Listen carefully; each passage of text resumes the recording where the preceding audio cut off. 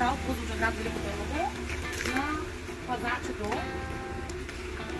Днес стартираме продажбата на един търговски обект, който е подходящ за козметичен салон. Това е бивша пералня. Има възможност за различни търговски дейности, които може да развивате тук. Има голям човекопоток. Помещението е куплено. Заповядайте да разгледаме. Помещението е куплено от 1993 година и като строителство. Тук имаме една рецепция. Пак казвам, това е пригодено за пералня. Вече вие може да си го пригодите съответно за вашия бизнес. Как ще бъде най-добре. Тук имаме още едно общо помещение. 4 климатика.